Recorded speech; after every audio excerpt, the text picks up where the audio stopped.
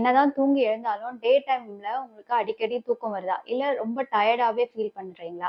இது எதனாலலாம் இருக்கலாம்னா, நைட் லேட்டா தூங்குறதுனால இருக்கலாம். சோசியல் ஜெட் லாக் சொல்லுவோம். நைட்லாம் ஃபோன பார்த்துட்டு லேட் நைட் தூங்குறதுனால இருக்கலாம். படுத்தோனே தூங்கிட்டாலும் நடுவுல சில பேருக்கு தூக்க முழிப்பு வந்து சரியா தூங்காம இருக்கலாம். இல்ல நல்லா நான் 7 to 8 ஹவர்ஸ் தூங்குனாலும் ஸ்லீப் குவாலிட்டி சரியில்லாம இருக்கலாம். அதாவது N3 and REM stage of deep sleep அவங்களுக்கு கிடைக்கலன்னா, இந்த மாரி எக்ஸசிவ் டே டைம் டயர்ட்னஸ் இருக்கும். Systemic diseases like thyroid, diabetes இந்த மாதிரி இருந்தாலும் எக்ஸசிவா டே டைம் டயர்ட்னஸ் இருக்கும். நம்மளோட அயர்ன் லெவல்ஸ் குறைஞ்சி அனிமிக்கா இருந்தாலும் சரி, விட்டமின் டி டெஃபிஷியன்சி இருந்தாலும் எக்ஸசிவ் டயர்ட்னஸ் அண்ட் ஃபெட்டிக் இருக்கலாம். லேட் நைட் ஆல்கஹால் கன்சப்ஷனோ, லேட் நைட் டின்னர் சாப்பிட்டாலும் ஹார்ட் பர்ன், அல்சர்ஸ் இந்த மாதிரி ப்ராப்ளம்ஸ் வந்து எக்ஸசிவா டே டைம் டயர்ட்னஸ் இருக்கலாம். ரூமோட டெம்பரேச்சர் ரொம்ப ஜாஸ்தியா இருக்கிறதுனால, ரொம்ப ஹீட்டா இருக்கிறதுனால நம்ம சரியா தூங்க முடியாம இருக்கலாம். நாய்ஸியா இருந்தாலும் நம்மளால சரியா தூங்க முடியாதனாலையும் இந்த மாதிரி எக்ஸசிவ் டயர்ட்னஸ் வரலாம். டீஹைட்ரேஷனாலையும் இருக்கலாம். இல்ல நைட் நம்ம தூங்குறதுக்கு முன்னாடி 1 or 2 டம்ளர்ஸ் ஆஃப் தண்ணி குடிக்கிறதுனால